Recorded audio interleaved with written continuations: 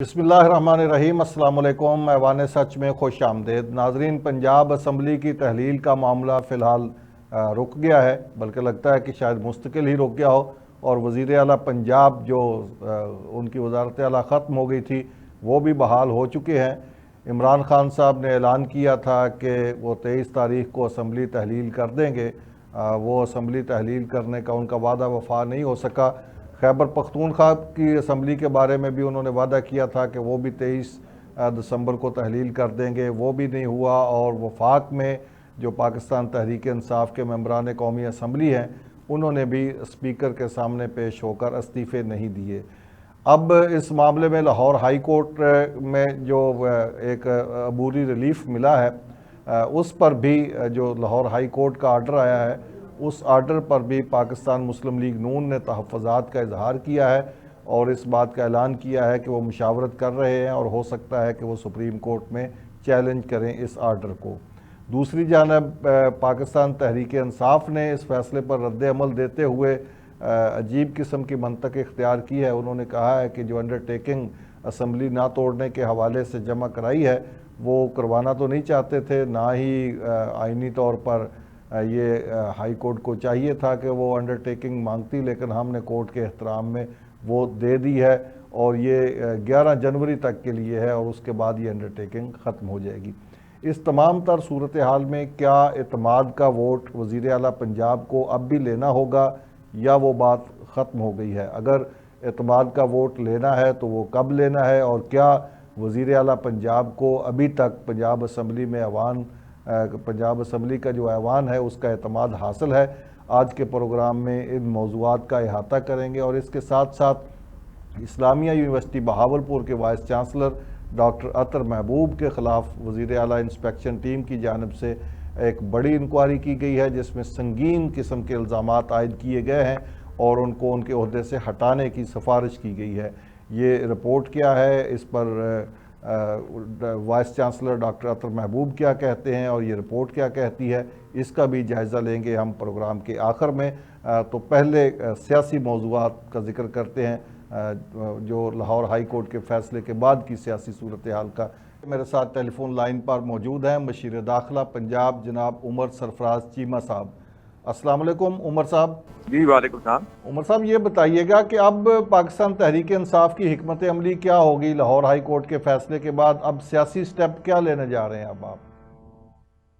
देखिए, Lahore high court के फैसले के बाद तो दो चीजें बड़ी वाज़ेह हैं। एक तो ये कि जाहिर है इसको जब हमने तो एक गैर आईनी नोटिफिकेशन जारी किया गया, डी नोटिफाई किया गया वज़ीर आला पंजाब को और कैबिनेट को, उसको चैलेंज किया था जिसको उन्होंने कोर्ट ने सस्पेंड कर दिया।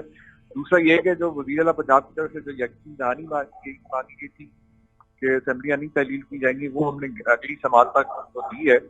और पीटीआई और हमारे इत्तेहादी जो हैं वो अपने पहले के फैसले पे कायम है कि जैसे ये हालात नॉर्मलाइज होंगे तो डेफिनेटली जो असेंबली तहलील करने का मामला है उस पे आगे अमल जो है कार्रवाई आगे बढ़ाई जाएगी। जी, आपने तो 23 दिसंबर को असम्बली तहलील करनी थी, तो 23 दिसंबर को ही आपने कोर्ट में लिख कर दे दिया कि असम्बली तहलील नहीं करेंगे। नहीं देखेंगे, अब हालात आपके सामने हैं। हमने तो कहा था कि तहलील करेंगे, लेकिन हुकूमती इत्तेहाद की जाने से जब तहलील करने का तारीख की गई तो उसके फौरन बाद जो है आपने देखा कि किस तरह बदनीति की बुनियाद के ऊपर एक गलत तरीका कार के तहत जो है गवर्नर की जानिब से जो है एक ऑर्डर जारी किया गया। और उसका मकसद सिर्फ और सिर्फ ये था कि इलेक्शन से फरार के लिए असेंबली की तहसील को जितना भी अरसा रोका जा सके, चीजों को अल्तवा में डाला जा सके, वो उन्होंने एक गैर आईनी हथकंडों के जरिए जो है इसमें रुकावटें डालने की कोशिश की है। लेकिन चीमा साहब, कोर्ट में तो आपने अंडरटेकिंग दी है ना, कोर्ट ने कोई जबरदस्ती तो नहीं आपसे स्टाम्प लिया? कोर्ट के कहने पे ही हमने दी है, हमने को खुद से वॉलंटरली तो नहीं दी है। आपके सामने है कि नहीं, कोर्ट ने आप खुद इनकार भी कर सकते थे, इसकी आप कहते कि नहीं हम नहीं देते अंडरटेकिंग असम्बली बिल्कुल को। हमने देखें उसके अंदर जो है हमने किसी उसके अंदर अदालत अगर हम नहीं करते तो अदालत जो है ऑब्वियसली हमारा जो इख्तियार है असेंबली तहलील करने का वो सल्ब रहने देती। तो इसलिए ये कहना कि जी हम ना देते तो फिर हम तोड़ लेते, ऐसा बिल्कुल नहीं है कि हमारे पास फिर भी इख्तियार नहीं होता था असेंबली तोड़ने का अगली समात तक, जब तक इस केस का फैसला नहीं होता। लेकिन अब अगली समात तक अगर हमने दी है तो वो उससे जो है ऑब्वियसली उनका नोटिफिकेशन जो है वो सस्पेंड हुआ है। तो अगली समात तक आप एतमाद का वोट भी लेगा वजीर आला पंजाब? नहीं, उसकी जरूरत नहीं है मेरे भाई। आइन के अंदर सिर्फ एक ही कंडीशन है कि अगर गवर्नर सेटिस्फाइड ना रहे, गवर्नर अगर ऑर्डर करे आईनी तौर पे, आईनी तरीकाकार के तहत, तब जो है जरूरत पेश आती है कि वजीर आला इत्मीनान का वोट लें। तो उसके अलावा कोई ऐसी शिक आइन की नहीं है कि जो पाबंद करती हो या उस पर कोई प्रेशर बाइंडिंग हो कि वजीर आला ने इत्मीनान का वोट लेना है। अगर पीडीएम के पास अगर समझ थी कि वजीर आला जो अक्सरियत खो चुके हैं, तो उनके पास बेहतरीन रास्ता था, जो उन्होंने अदम एतमाद की तारीख जमा कराई थी उसको वापस ना लेते और अब शो करते हैं नंबर्स के जी वजीर आला जो है एतमाद जो है खो चुके हैं। तो लेकिन आपके सामने वो खुद ही जमा करा के भाग गए। चीमा साहब, गवर्नर ने जो एतमाद का वोट लेने को कहा था, वो एडवाइस भी सस्पेंड हो गई आपके ख्याल में? जी बिल्कुल, वो स्पीकर ऑलरेडी रिजेक्ट कर चुके हैं। अच्छा, उसको स्पीकर पहले ही जो है बदनीति की बुनियाद के ऊपर, टेक्निकल बुनियादों के ऊपर उसको रिजेक्ट कर। तो ये कोर्ट ने तो रिजेक्ट नहीं किया उसको? कोर्ट में तो जाहिर है उस ऑर्डर के बाद जो उन्होंने नोटिफिकेशन जारी किया है उसको चैलेंज किया गया ना, उसी को सस्पेंड किया है कोर्ट ने। तो अब आपके ख्याल में, आप चूंकि आईनी माहिर भी हैं, आपके ख्याल में कोई जरूरत नहीं है एतमाद का वोट लेने की? बिल्कुल कतई तौर पे वजीर आला के ऊपर ना कोई पाबंदी है, ना जरूरत है कि वो एतमाद का वोट ले। अच्छा, अब केपी के असेंबली में तो इस तरह की सिचुएशन नहीं थी, वो क्यों नहीं तहलील कर रहे फिर आप? इसलिए कि हम पहले से जो तयशुदा पॉलिसी थी कि जब भी ये असेंबलियां दोनों सूबाई असेंबलियां तहरीर की जाएंगी तो दोनों को यकसर एक साथ किया जाएगा। और वफाक के हवाले से जो मेंबरान कौमी असेंबली हैं उनके वो आज भी आपके सामने फैसला आ गया कि अमीर वाले दिन जो है तमाम अरकान कौमी असेंबली को स्पीकर के पास पेश होंगे और अपने उसको जो है वेरीफाई करेंगे अपने इस्तीफों को। तो अगली समात में 11 जनवरी को आपके ख्याल में क्या होगा, कैसे प्रोसीडिंग आगे बढ़ेगी? हमें तो पूरी उम्मीद है कि इंसाफ होगा और आइन और कानून के मुताबिक फैसला होगा और गैर आईनी नोटिफिकेशन जो है वो मुकम्मल तौर पे जो है वो उसको फारिग किया जाएगा। ये दावा किया जा रहा है मुस्लिम लीग नून की तरफ से कि आपके पास अरकान असेंबली पूरे नहीं है, इसलिए आप एतमाद का वोट लेने से गुरेजा हैं। तो सिचुएशन क्या है ओवरऑल? कल जब असेंबली का इजलास था तो कल भी आपके वो पूरे लोग तो नहीं आए? नहीं, ऐसा हरगिज़ नहीं है। नंबर हमारे पास पूरे हैं। जब भी हमें आईनी तौर पे, आईनी तरीकाकार के तहत कहा जाएगा, हम नंबर पूरे कर सकते हैं। लेकिन अगर इनको कोई इनको अगर एतमाद है कि जी वजीर आला जो है वो एतमाद हो चुके हैं, तो ये अपनी अदम एतमाद की तारीख वापस ना लेते हैं, नंबर पूरे करते, शो करते हैं कि जी अक्सरियत इनके पास। ये क्यों भागे वहां से? खुद भगौड़े हो गए और हमारे ऊपर पैसे डाल रहे हैं बिला वजह का। अब चीमा साहब, जो स्पीकर और डिप्टी स्पीकर के खिलाफ अदम एतमाद है, उस पे प्रोसेस कब शुरू होगा? उस पे अब ये जाहिर है अगले सेशन के अंदर अगर ये उस पे कायम रहे ही ऑपोजिशन, तो फिर ही उससे कोई कार्रवाई होगी। अगर वो भी इन्होंने वापस ले लिया, जिस तरह इन्होंने पहले अदम एतमाद की तहरीक वज़ीर आला के खिलाफ तो इन्होंने कल वापस ले ली, तो ये इस बात का इम्कान है कि ये वापस ले लेंगे तहरीक अदम एतमाद स्पीकर के खिलाफ? जाहिर है इनके स्पीकर के खिलाफ और इनके पास नंबर ही नहीं है। पहले दिन से हम कह रहे हैं कि अगर इनको इतना जोम है कि इनकी बात अगर सच है कि अगर पंजाब हुकूमत अक्सरियत हो चुकी है, तो ये अदम एतमाद में अपने नंबर पूरे करते हैं।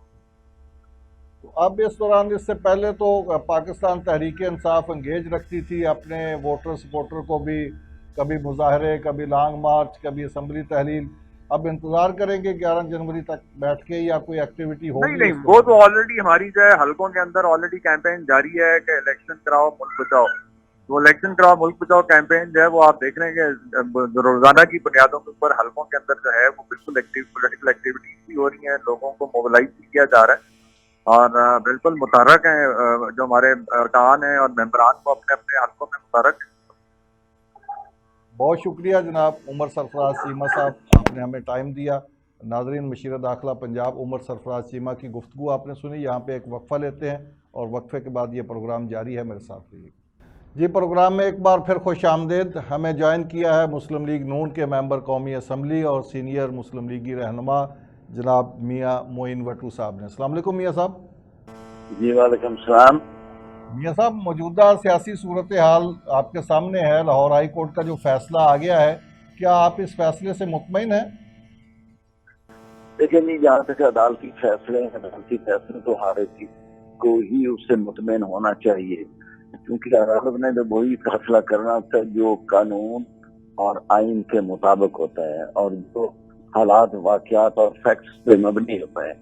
مسلم لیگ نون والے اپنی جگہ پہ خوش ہیں, چودھری پرویز الہی صاحب اپنی جگہ پہ خوش ہیں, اور پی ٹی آئی والے بھی شاید ہی خوش ہوں, مگر پی ٹی آئی والوں کو خوش کرنا تو اتنا مشکل کام ہے کہ جان جوکھوں کا کام ہے. وہ تو کسی طریقے سے خوش ہو ہی نہیں سکتے. وہ تو تبھی خوش ہو سکتے ہیں کہ اگر ملک کی باغ دور ان کے حوالے کر دی جائے, پھر تو یہ ساری صورتحال بالکل ٹھیک ہے, سب لوگ اچھے بھی ہیں, ملک بھی ٹھیک ہے. ورنہ اس کے علاوہ وہ کسی کو قبول کرنے کے لیے, کسی سے بات کرنے کے لیے کوئی ڈپلومیٹک, کوئی نیگوسیشن, کوئی جو افہام و تفہیم, وہ شاید ان کی ڈکشنری میں کوئی لفظ ہے ہی نہیں.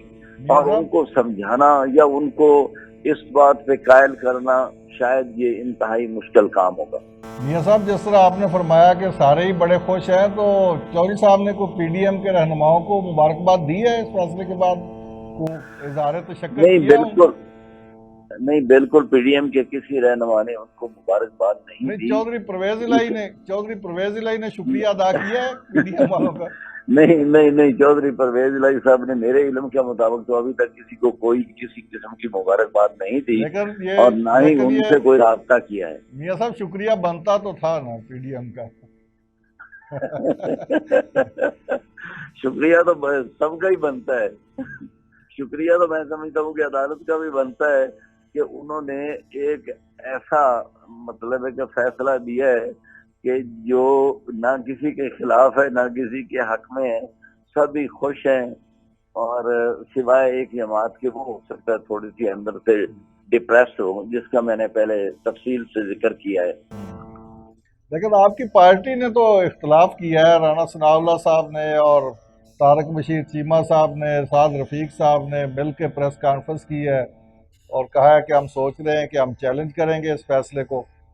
یہ اوپر سے ہی اختلاف ہے یا اندر سے بھی اختلاف ہے؟ نہیں, یہ ان کی اپنی سوچ اور اس کے مطابق جو پارٹی لائن ہے اس کے مطابق تو یہ ہے کہ جو فیصلہ ہوا ہے وہ یقیناً اگر گورنر صاحب کے احکامات کو عدالت کی طرف سے فار سم ٹائم اگر سسپینڈ کیا ہے تو اس کے خلاف, فیصلے کے خلاف اپیل کرنا تو میں سمجھتا ہوں کہ ایک اصولی موقف ہے. وہی بات انہوں نے کی ہے کہ ہم اس کی اپیل کریں گے, اور اپیل تو کرنی چاہیے. ویسے بھی اپیل کرنے سے یقیناً یہ سارا سسٹم پرولانگ ہی کرے گا نا, اور اپیل میں ہو سکتا ہے چودھری صاحب مزید پکے ہو جائیں. چودھری صاحب کے تو وارے نہارے ہو گئے نا مفت میں. تو حمزہ صاحب کا بھی سن رہے تھے کہ یہ حکومت پر تبدیل کرنے والی باتیں, وہ ایسے ڈرامہ ہی تھا, چودھری صاحب کے ساتھ معاملات طے تھے؟ نہیں, کوئی ڈرامہ مجھے تو نہیں لگتا, نہ کوئی معاملات طے تھے. جہاں تک حمزہ صاحب کا تعلق ہے, اگر ہماری پارٹی کے پاس اکثریت ہوئی تو وہ یقیناً انشاءاللہ حمزہ صاحب کو ہی بطور کینڈیڈیٹ ان کو ہی پٹ کریں گے. ابھی جو 11 جنوری تک یہ عدم اعتماد کا ووٹ لینا تھا وزیر اعلیٰ پنجاب نے, اب اس کی کوئی ضرورت رہی ہے آئینی طور پہ یا کوئی نہیں ضرورت آپ کے خیال میں؟ نہیں, وہ تو میری جہاں تک دانست ہے وہاں میرا اندازہ یہ ہے کہ اس میں عدم اعتماد کی تاریخ سے پہلے بھی جو اعتماد کا ووٹ لیا جا سکتا ہے, کیونکہ سفیشینٹ ٹائم از اویلیبل. تو ابھی اعتماد کا ووٹ لینا آئینی طور پر ضروری ہے یا یہ پرویز الہی صاحب کی صوابدید ہے, وہ لیں یا نہ لیں جیسا کہ کورٹ نے کہا؟ نہیں, ابھی تو دیکھیں نا, یہ عدالت نے اگر اس میں وضاحت کر دی ہے کہ وہ ووٹ لیں تو پھر تو ٹھیک ہے. اگر اس میں عدالتی فیصلے میں اس کی ایکسپلینیشن ان ڈیٹیل نہیں ہے تو پھر یقیناً وہ نہ بھی لیں تو اس کے بعد ایک اور تاریخ مل جائے گی, وہ وضاحتی فیصلہ آ جائے گا, اس میں اس کی کلیریفیکیشن آ جائے گی. یہ تو اسی طرح میرے خیال کے مطابق یہ سلسلہ چلتا رہے گا کچھ دن. اب فائنل جا کے کیا ڈیسیژن ہوتا ہے اور کب ڈیسیژن ہوتا ہے یہ عدالت عالیہ پہ ڈیپینڈ کرتا ہے. आज इमरान खान साहब ने फिर कहा है, सहाफ़ियों से गुफ्तगू करते हुए उन्होंने कहा है कि मार्च अप्रैल में असम्बलियाँ टूट जाएंगी। तो वो कहने को तो मेरा ख्याल है जो भी कहते रहे, ये तो हालात और वक्त के साथ जो है ना, ये सारी इन चीजों का टाइम और तयन और फैसले ये तब्दील होते रहेंगे। तो मियाँ साहब, जिस तरह चौधरी साहब को बरकरार रखने के लिए और पंजाब असम्बली को बचाने के लिए पसे पर्दा भी और पर्दा स्क्रीन पर भी जो कोशिशें होती रहीं वो बाराबर हो गई, इसी तरह कोई ऐसी कोशिश भी हो रही है कि वापस कौमी असम्बली में आ जाएं पीटीआई वाले, और इस तरह के भी कोई मामला बैकडोर चल रहे हैं, और इस मामले में भी अगले चंद दिनों में कोई खबर मिल सकती है? देखें जी, पीटीआई वालों को बहस है स्पीकर साहब की तरफ से और जनरल जो एक मतलब एक पॉलिटिशियन हैं या पार्टीज की तरफ से, उनको ये मशवरा जरूर दिया जा रहा है कि आप लोगों को वापस असेंबली में आना चाहिए, मगर वो कब किसी का मशवरा मानते हैं, वो तो अपनी मर्जी के खुद मालिक हैं। मियाँ साहब, अब मुस्लिम लीग नून पहले तो कहती थी कि वो पंजाब में अगर नून लीग की जब हुकूमत बन जाएगी तो उस वक्त मियाँ नवाज शरीफ साहब वापस आएंगे। अब पंजाब में नून लीग की तो हुकूमत नहीं बनी, लेकिन परवेज़ इलाही की हुकूमत को भी नून लीग की समझना चाहिए इस वक्त, जितनी आपस में प्यार मोहब्बत है। तो क्या अब नहीं, कोई मुझे तो प्यार मोहब्बत अभी तक नहीं नजर आ रहा। सर, तो कल से लड्डू फूट रहे हैं चौधरी साहब के दिल में भी, चेहरे पे भी, और पीडीएम भी खुश है अंदर से, ऊपर से कह रहे हैं कि हम चैलेंज करेंगे, अंदरों अंदर ही तो सारे खुश हैं। नहीं, अब ये देखे ना कि चूंकि चौधरी साहब अपनी वजारत आला को प्रोलॉन्ग करना चाहते हैं, हम ये चाहते हैं कि असम्बलियां ना टूटे। अब इस तरह वो एक तरह का एम चूंकि सेम है, इसलिए हो सकता है कि ये खुशी जो है वो कॉमन हो गई है, अदरवाइज आपस की अंडरस्टैंडिंग मुझे नहीं लगती। लेकिन ये जो कॉमन खुशी है, ये उधर इमरान खान के दिल पे तो छुरियां चला रही है ना। वो साफ है जी, खान साहब को तो वही बात अच्छी लगेगी जो वो चाहेंगे। उनको तो इससे कोई इंटरेस्ट नहीं है ना कि चौधरी परवेज इलाही साहब की गुजारते आला पर लॉन्ग करे या कोई नून लीग की ख्वाहिश की तकमील हो कि जिसभी तक असम्बलियां ना तोड़ी जाएं, उनको डिसॉल्व ना किया जाए। ये यकीनन ये दोनों चीजें उनकी ख्वाहिश के खिलाफ हैं, तो इसलिए वो तो अंदर से परेशान ही होंगे। तो अब मियां नवाज शरीफ साहब फिर कब आ रहे हैं वापस? अभी मैं तो कुछ नहीं कह सकता, लेकिन बाहर सूरत मियां नवाज शरीफ साहब जब उनकी सेहत इजाजत देगी और जब यहाँ ऐसे हालात वाकयात होंगे कि वो उनका आना बहुत ज्यादा जरूरी होगा, तो वो जरूर आएंगे। लाहौर की फजा तो अब काफी खुशगवार है, स्मोक उतनी नहीं है जितनी पहले थी, और ये फॉग जो है ये भी कभी कभी होती है। मियाँ साहब को बहरहाल रास आ जाएगी है इस वक्त जो आबो हवा है लाहौर की। जी, हालात वाकयात तो इंशाअल्लाह ताला इसी तरफ जा रहे हैं कि with the passage of time. जी नाजरीन, ऐवान सच में एक बार फिर खुश आमदेद। प्रोग्राम के इस हिस्से में हम बात करेंगे इस्लामिया यूनिवर्सिटी बहावलपुर की। इस्लामिया यूनिवर्सिटी बहावलपुर के वाइस चांसलर डॉक्टर अतर महबूब के ख़िलाफ़ वज़ीर आला इंस्पेक्शन टीम ने तहकीकात की हैं, और उन तहकीकात के नतीजे में बड़े होशरुबा किस्म के इंकशाफात सामने आए हैं।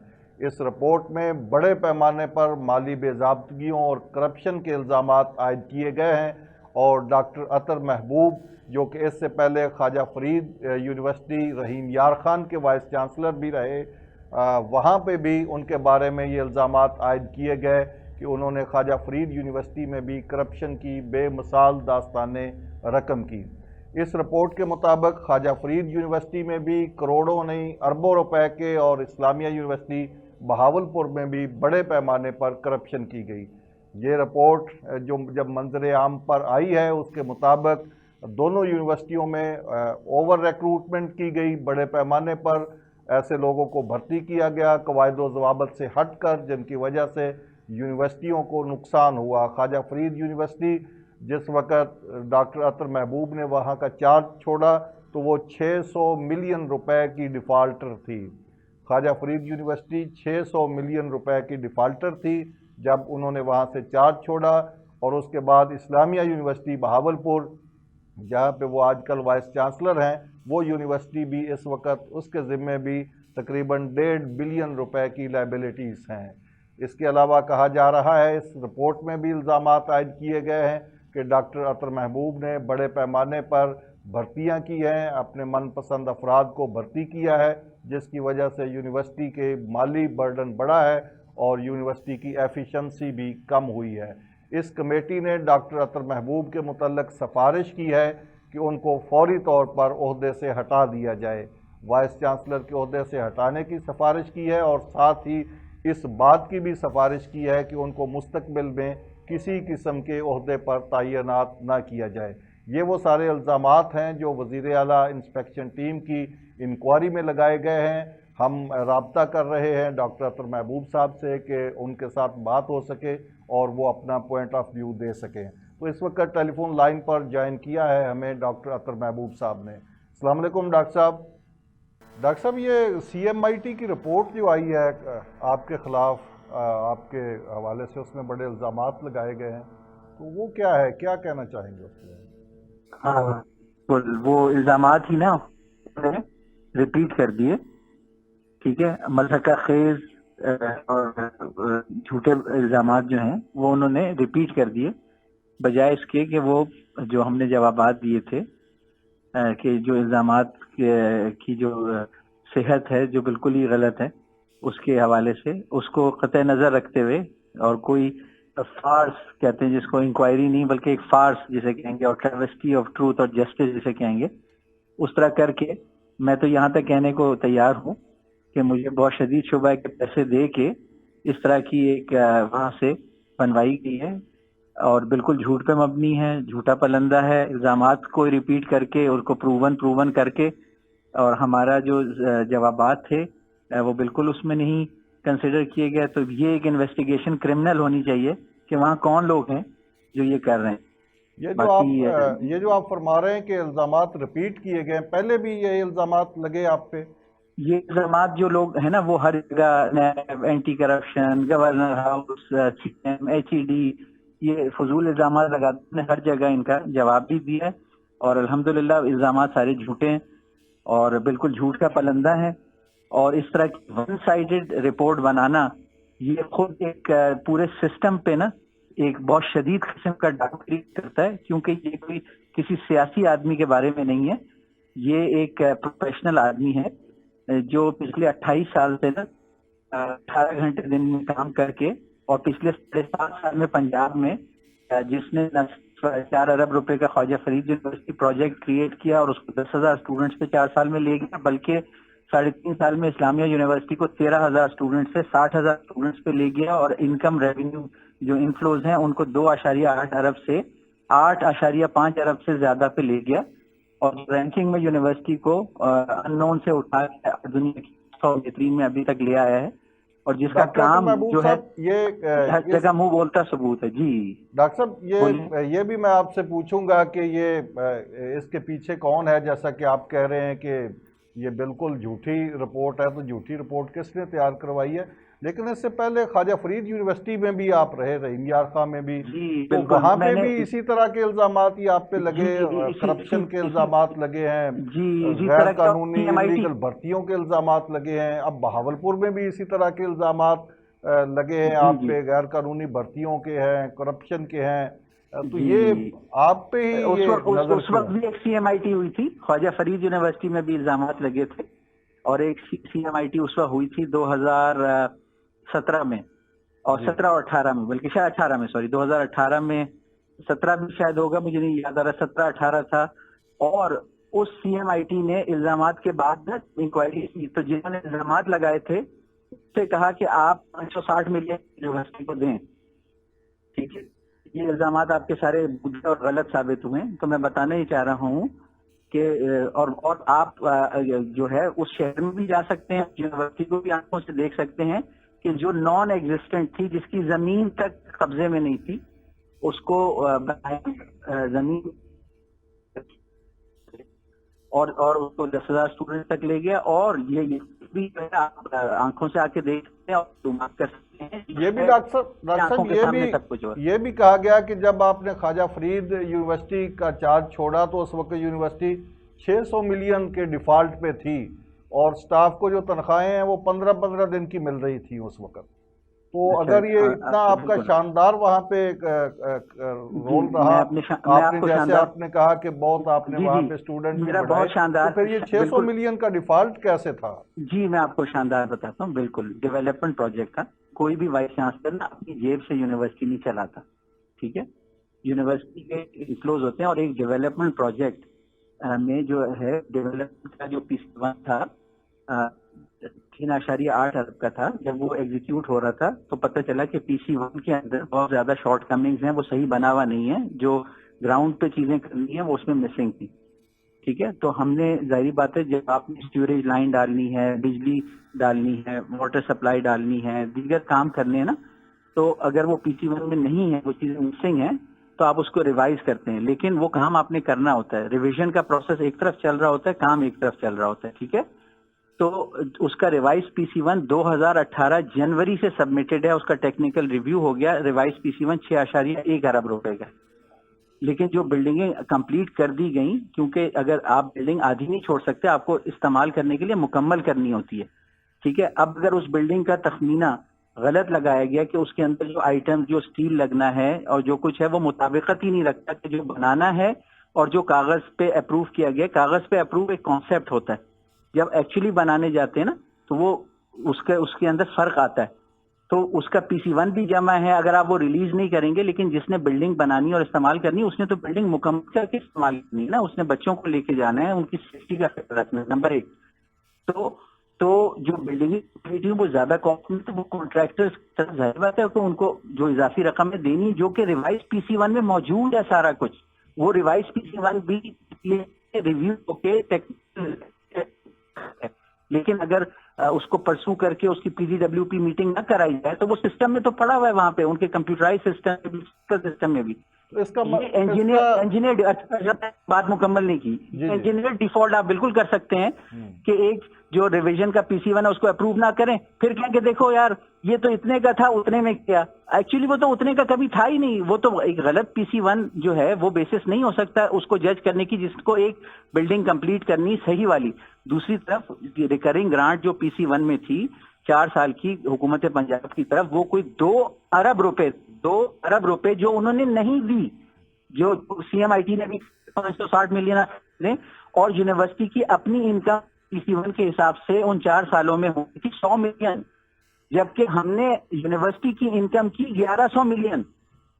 تو اس کو پاؤں پہ کیا حکومت نے دینی تھی وہ نہیں دی, جو ان کی کمٹمنٹ تھی وہ انہوں نے نہیں دی. اس کے باوجود یہ کہ میں نے یونیورسٹی کو بنایا, چلایا, اس کو پاؤں پہ کھڑا کیا اور ایک سنڈیکیٹ کے اپروول سے ایک بزنس پلان امپلیمنٹ کیا, جس کے تحت 2020 اپریل تک یونیورسٹی بریک ایون ہو جانی تھی, یعنی اپنی لائبلٹیز خود اٹھانے کے قابل ہو جانی تھی, ٹھیک ہے. اور وہ ہو بھی گئی. فرق صرف اتنا ہے کہ 2019 نومبر میں ٹائم سے کوئی 5 مہینے پہلے میں نے چارج چھوڑ کے میں دوسری یونیورسٹی میں آ گیا, میری سلیکشن ہو گئی. تو اب آپ یہ کہہ سکتے ہیں ہاں جی جس ٹائم پہ اس نے چھوڑا, بالکل ہر چیز ہوتی ہے کیش فلو کے اوپر. وہ کیش فلو جو جتنے اسٹوڈنٹ جو جتنا کچھ ہم نے کیا اسی سے کیش فلو ہوا, اور وہ اسٹوڈنٹ کی جب اسپرنگ کی فیس آنی تھی تو یونیورسٹی اپنی لائبلٹیز پے آف کر دیتی. حالانکہ پبلک یونیورسٹیز میں کوئی وائس چانسلر یہ ہیڈ ایک نہیں لیتا کہ میں کوئی ایسا ایکسٹراڈنری کام کر کے لائبلٹی سرکار دے. تو یونیورسٹی کو پہلی یونیورسٹی پبلک سے جس کو میں نے پاؤں پہ کھڑا کی. جی ڈاکٹر صاحب آپ کہنا یہ چاہ رہے ہیں کہ آپ کے چونکہ وہ آن گوئنگ پروجیکٹ تھے اور جس وقت آپ نے یونیورسٹی چھوڑی اس وقت یونیورسٹی ڈیفالٹ تو کر رہی تھی لیکن وہ پورے ہو جانے تھے پیسے, بعد میں سیمیسٹر کی فیسیں آتی اور جو گرانٹس رکی ہوئی تھی اگر وہ آ جاتے تو, یہی آپ کہنا چاہ رہے ہیں؟ جی بالکل. اچھا وہ گرانٹس جو تھی آنی تھی اور وہ جو نئی ایڈمنسٹریشن اگر آئی اور انہوں نے PC1 پرسو نہیں کیا تو یہ ان کی کرمنل نیگلیجنس ہے, ٹھیک ہے. میرا جیسے میں ادھر آیا ہوں نا تو میرے جو پچھلے وائس چانسلر نے چیزیں شروع کی تھیں, چاہے وہ پروجیکٹس ہوں چاہے وہ آڈٹ, میری ذمہ داری کر کے ادارے کے لیے سیٹل کرنا ہوتا ہے. میری ملکیت ادارہ نہیں ہوتی, میں ایک کسٹوڈین ایک ذمہ دار کے طور پہ اس میں فرائض انجام دیتا ہوں. تو یہ کسی دن پاکستان میں جب انسان آئے گا, اچھا اب نیگلیجنس کیا, ڈیفالٹ کیا, مجھ پہ بالکل لگائے الزام, لیکن میرے کام کو سب لوگ وہاں جانتے ہیں, میں نے کیا وہ سب لوگ جانتے ہیں. لاہور میں بیٹھ کے آپ کوئی بھی کسی سے پیسے دے کے کچھ بھی لکھوا لیں کاغذ پہ, کچھ نہیں فرق پڑتا. بالکل. اب ڈاکٹر صاحب بہاوالپور میں آ جاتے ہیں, تو یہاں پہ بھی اس وقت ڈیفالٹ کر رہے ہیں, 1.5 بلین کی لائبلٹیز اب یہ بہاولپور یونیورسٹی پہ بھی ہے. یہ جھوٹ ہے. اس سال یونیورسٹی کے جو کیش فلوز ہونے ہیں وہ 8-8.5 ارب روپے سے زیادہ کے ہونے ہیں, اور جو ہمارا آپریشنل ہے, ہم ڈیولپمنٹ بھی اپنے ڈیولپمنٹ کو ایک طرف رکھ دیں, جو آپریشنل ایکسپینسز ہیں وہ ہمارے 6 ارب ہیں, یہ تنخواہیں, بجلی اور ساری. تو اس یونیورسٹی کو 3.5 سال میں ڈاکٹر اطہر محبوب نے پاکستان کی ایک بڑی پبلک یونیورسٹی پنجاب یونیورسٹی میں 45,000 اسٹوڈنٹس ہیں. روپے کی جو لائبلٹیز بتائی جا رہی ہیں, یہ بات بالکل غلط ہے آپ کے خیال میں؟ یہ بات بالکل غلط ہے.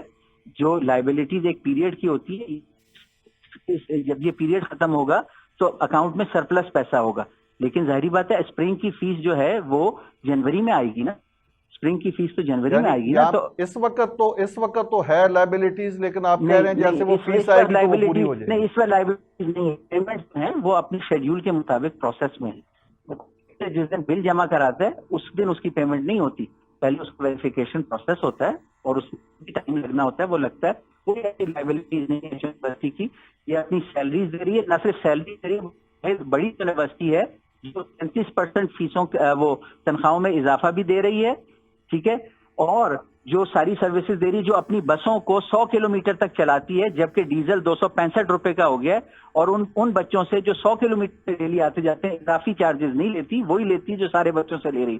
تو یہ یونیورسٹی جو ہے, یہاں پہ یہ بھی آپ پہ الزام ہے, یہ بھی کہا جا رہا ہے کہ یہاں بہاولپور یونیورسٹی میں بھی تنخواہیں 15 دن کی دے رہے ہیں آپ.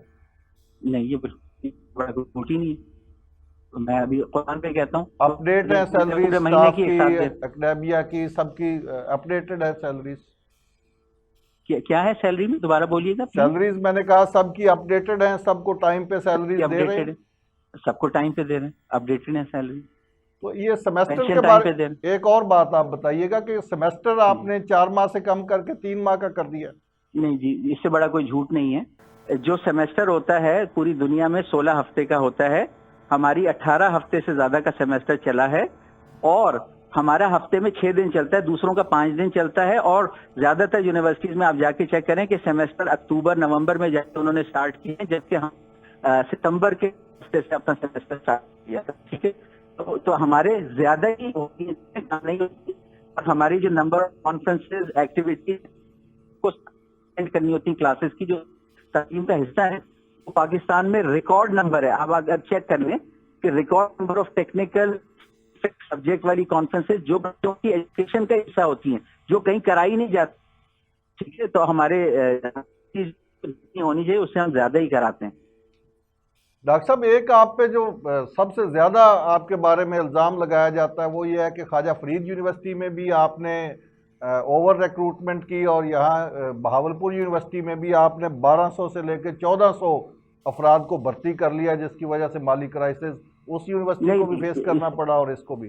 نہیں, ایسا نہیں ہے, ایسا نہیں ہے. دیکھیں کتنی بھرتیاں کی ہیں اسلامیہ یونیورسٹی میں آپ؟ میں نے 1200-1400 نہیں کی, میں نے اس سے زیادہ کی ہیں. لیکن میں آپ کو ایک چیز سمجھانا چاہتا ہوں, جب آپ کے اسٹوڈنٹس بڑھتے ہیں نا, تو اس حساب سے اسٹوڈنٹ ٹیچر ریشیو کے حساب سے اور اکانومی کے حساب سے آپ کو ٹیچرز بھی بڑھانے ہوتے ہیں. تو آپ سے جو بات میں کہنا چاہوں گا, اگر آپ نکالیں نا جو ایفیشنسی ہے, ایفیشنسی کا مطلب یہ ہوتا ہے کہ وہ اسٹاف جو پروڈکٹیو ہے, جو انکم جنریٹ کرنے کے لیے استعمال ہو رہا ہے, جب آپ نکالیں گے تو میرے دور میں وہ اسٹاف زیادہ ریکروٹ ہوا. اور جو اوور ہیڈ اسٹاف ہوتا ہے نا, اوور ہیڈ ہوتا ہے جیسے نان ٹیچنگ اضافی رکھ لیے, جو پروڈکٹیو نہیں ہوتے, جو صرف تنخواہیں لیتے ہیں لیکن کچھ ویلیو نہیں ایڈ کرتے, تو وہ ریشیو سے بہت کم ہوا ہے. اور اس یونیورسٹی جسے کہتے ہیں انکم ایکسپینس کے حساب سے زیادہ ایفیشینٹلی چل رہی ہے. اس میں 7.5 PhD فیکلٹی 13.5 میں, جبکہ میرے پاس 2100 پارٹ ٹائمرز ہیں. جب میں آیا تھا تو 450 فل ٹائم تھے اور 500 پارٹ ٹائم تھے. اچھا, اب اس میں یہ ہے کہ جو اچھی تعلیم دینے کے لیے اسٹوڈنٹ ٹیچر ریشیو ہے نا, اس کو ہم مینٹین کر رہے ہیں. اور اسی وجہ سے ہماری رینکنگ بھی امپروو ہو رہی ہے. اور جتنے لوگ رکھ رہے ہیں, ہم نے 17 گریڈ میں ایسوسیٹ لیکچرر بھی کیا, ہم نے ٹیچنگ اسسٹنٹ بھی کیا 16 گریڈ میں, اور اس کے بعد ہم نے جو فیکلٹی کے اندر ایک پیرامڈ اسٹرکچر ہوتا ہے نا, ایک ریشو میں رکھتے کہ اتنے پروفیسر ہونے چاہیے, اتنے ایسوسیٹ ہونے چاہیے, اتنے اسسٹنٹ, اتنے لیکچرر. اور ہم اکانومی کرنے کے لیے نا ایسوسیٹ لیکچرر 17 گریڈ کا لیکچرر بھی لے کے آئے کہ ایک پہلی بھرتی جو ہوگی وہ 17 لیکچرر ہوگی اور 2 سے 3 سال ایک ٹریننگ پیریڈ ہوگا, اور اس کے بعد لیکچرر اور اسسٹنٹ پروفیسر بنیں گے. ٹھیک ہے, تو آپ اگر اسلامیہ یونیورسٹی بھاولپور میں جو دیکھیں گے نا, جو پچھلے 3.5 سال میں ہوا ہے, وہ ایک انتہائی ذمہ داری اور اعلیٰ کارکردگی کا اور عزت پسندی کا اور اسٹینڈرڈ ہائی سیٹ کرنے کا اکنامیکل وے میں, اور اپنے پاؤں پہ ادارے کو کرنا تاکہ وہ ٹیکس پیئر کا خون چوستا رہے. جو پنجاب یونیورسٹی پر لیتے ہیں حکومت سے 65,000 روپے, اسلامیہ یونیورسٹی پر دے رہی ہے 22,000 روپے. ٹھیک ہے, تو آپ دیکھیں گے کہ اسلامیہ پاکستان کا قرضہ اور ٹیکس پیئر بہت کم. اس خطے کے لوگوں نے یہ دکھایا ہے کہ بہاولپور کے لوگ ایک ذمہ دار قسم کے لوگ ہیں. نہ صرف پاکستان بنانے میں انہوں نے رول پلے کیا, پاکستان پہ رول پلے کیا, اور پاکستان میں جو اکنامک ریوائول ہے اس میں رول پلے کیا ہے. ڈاکٹر صاحب, آپ نے فرمایا کہ آپ نے پروڈکٹیو سٹاف رکھا ہے, نان پروڈکٹیو سٹاف بھی رکھا ہے, وہ کتنا رکھا ہے؟ نان پروڈکٹیو بتائیں کتنا رکھا ہے؟ آپ سارے نمبرز اویلیبل ہیں. یہ 1200 سے 1400 جو بھرتیاں کہہ رہے ہیں, اور آپ کہہ رہے ہیں کہ اس سے بھی زیادہ ہوئی ہیں, یہ سارے کے سارے پروفیسر لیکچرر بھرتی کیے آپ؟ میں نے آپ سے ذکر کیا کہ 450 ٹیچرز تھے پہلے فل ٹائم, اس وقت 1400 ٹیچرز ہیں. تو کتنے نئے ٹیچرز رکھے گئے؟ تقریباً 1000. ٹھیک ہے, اس کے علاوہ یہاں پہ ڈپارٹمنٹس ہوتے ہیں, رجسٹرار, ٹریجرار, کنٹرولر. جی ہے, اور تعلیم کے معیار کو اچھا کرنے کے لیے جو ٹیچنگ ریکوائرڈ ہوتا ہے وہ بھی ہم نے اس طرح رکھا کہ ہمارے ٹیچنگ کا اور ٹیچنگ کو جو سپورٹ چاہیے نا اس کا معیار بہتر ہو, لیبارٹری اسٹاف آئے. تو اس وقت یونیورسٹی تھا تو 40-45 تھے, ٹیچنگ ڈپارٹمنٹ ہیں. اس وقت 6 فیکلٹیز تھیں, اس وقت 16 فیکلٹیز ہیں جن کے 16 ڈینز ہیں, اور پرو وائس چانسلر 45 سال میں پہلی دفعہ اپوائنٹ ہوا.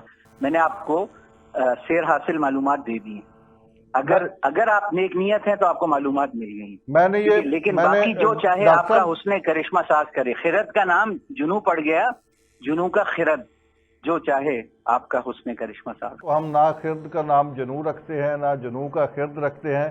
اگر خرد ہے تو خرد کی ہی بات کریں گے, اور اگر جنو ہے تو جنو کی ہی بات کریں گے. ہم تو آپ کی زبانی سننا چاہ رہے ہیں کہ یہ جو اتنی بڑی رپورٹ آئی ہے اس پہ اگر ہم نے کوئی ایک طرفہ ہی بات کرنی ہوتی تو ہم کر دیتے. ہم تو آپ کے ساتھ رابطہ اسی لیے کر رہے ہیں کہ آپ کا موقف بھی سامنے آنا چاہیے. یہ جو اتنی بڑی رپورٹ آئی ہے CMIT کی, اب ہم تھوڑا سا اس پہ ڈسکس کر لیں کہ یہ آپ کا یہ CMIT کی جو رپورٹ ہے اس کو آپ کیسے ریجیکٹ کر رہے ہیں, اور کون لوگ ہیں جن کو آپ کہہ رہے ہیں کہ انہوں نے پیسے دے کر یا پیسے لے کر بنائی ہے رپورٹ؟ اب وہ یہ اب ایک کرمنل انویسٹیگیشن ہونی چاہیے جو ان چیزوں کا تعین کرے. میری اپیل ہے چیف منسٹر سے, چیف سیکرٹری سے, کہ وہ ایک کرمنل انویسٹیگیشن کنڈکٹ کریں کہ کون لوگ یہ جھوٹ کا پلندہ بنانے کے ذمہ دار ہیں. ٹھیک ہے, تو لیکن یہ رپورٹ چیف منسٹر ہاؤس سے اور ہائر ایجوکیشن کمیشن کی طرف سے اس پہ انکوائری کمیٹی بنی تھی, اور اس کے بعد یہ رپورٹ اس کمیٹی نے انکوائری کی. آپ کو غلط فہمی ہے. چیف منسٹر نے تو اس رپورٹ کو مانا ہی نہیں ہے. انہوں نے تو بھیجا HED کو کہ دیکھیں ایسی 1 سائیڈڈ رپورٹ, اس پہ اپنے کامنٹس دے. ایسی 1 سائیڈڈ یا ایک طرفہ رپورٹ ہے. ٹھیک ہے, اس رپورٹ کو کسی اتھارٹی نے تسلیم نہیں کیا. HED نے اس پہ اپنے ریمارکس دے دیے. یار ابھی تو یہ کل یا پرسوں تو CM آفس سے گئی ہے, تو اب آپ چاہیں تو ریمارکس وہ یہ بھی دے سکتے ہیں کہ یہ سب کچھ سچ ہے. میں اس میں کیا کہہ سکتا ہوں, جو لوگ وہاں پہ مینیپولیٹ کر سکتے ہیں وہ دوسری جگہ بھی کر سکتے ہیں, لیکن سچ تو نہیں بدل سکتا نا. سچ تو اپنی جگہ رہے گا. ڈاکٹر صاحب میں یہ جاننا چاہتا ہوں کہ یہ آپ کے خلاف ہی کیوں سارا؟ خواجہ فرید یونیورسٹی میں بھی اس بات کو ذرا بتائیے نا کہ کون ہے جو آپ کے بقول آپ. میں آپ سے یہ کہوں گا کہ آپ ایک دفعہ خواجہ فرید یونیورسٹی وزٹ کر لیں جو میں نے بنائی تھی, اور ایک دفعہ آپ اسلامیہ یونیورسٹی وزٹ کریں. اس کے بعد آپ کو اپنے سوال کا جواب خود مل جائے گا کہ یہ لوگ کیوں یہ کر رہے ہیں. میں ضرور وزٹ کروں گا, لیکن یہ جاننا چاہیے کہ آپ ماہر تعلیم ہیں, آپ استاد ہیں, آپ یونیورسٹی کو وائس چانسلر ہیں، 2 یونیورسٹیاں آپ نے ماضی قریب میں ہی ہیڈ کر لی ہیں، تو یہ سارا آپ کا ایک سٹیٹس ہے، تو آپ کے خلاف اتنی بڑی رپورٹ کا آنا، یہ آپ کو بتانا تو پڑے گا نا کہ پس پردہ کون ہے اگر یہ رپورٹ جھوٹی ہے تو؟ مجھے تو نہیں بتانا ہوگا، میں تو خود جاننا چاہتا ہوں. آپ ہیلپ کریں، مجھے بھی ڈھونڈ کے دیں کہ پس پردہ کون ہے. تو یہ جو جن لوگوں نے یہ انکوائری کی، ان لوگوں نے آپ سے ملاقات کی تھی، آپ کا پوائنٹ آف ویو لیا تھا انہوں نے؟ نہیں، انہوں نے ہم سے ریٹرن میں لیٹر کے تھرو مانگا تھا، وہ ہم نے دے دیا تھا، لیکن انہوں نے اس کو کسی چیز کو ہم سے کوئی ڈسکس نہیں کیا. تو جسے کہتے ہیں نا انکوائری کوئی نہیں ہوئی. تو یہ کون تھی کمیٹی میں، کون لوگ تھے؟ یہ CMIT کی جو کمیٹی تھی انکوائری، اس میں کون لوگ تھے؟ نہیں، مجھے یہ بھی نہیں پتا بخدا. آپ نے کس کو ریٹرن جواب دیا تھا؟ ہم نے تو اس ادارے کو دیا تھا. CMIT ایک ڈپارٹمنٹ ہے، ان کا آیا، ہم نے ان کو جواب دے دیا. ادھر سے آپ کو لیٹر آیا، انکوائری لیٹر، آپ نے اس کا جواب دے دیا؟ جی بالکل. اور بلکہ فرمائشی پروگرام چلتا رہا کہ جی اور بھی آ گئے سوال، اور بھی آ گئے، ابھی نئے سوالات آ گئے ہیں. انکوائری ہوتی ہے، کسی پہ کوئی چارج لگتا ہے کہ یہ چارج ہے جس کے جو لگایا جا رہا ہے اور یہ ثبوت ہے، اب آپ اس کا جواب دیں. یہ فرمائشی پروگرام نہیں ہوتا کہ اب یہ بھی آ گئے سوال، اچھا 18-20 اور الزامات آ گئے، اچھا کل نئے تازہ اون سے نکل کے یہ بھی الزامات بن گئے.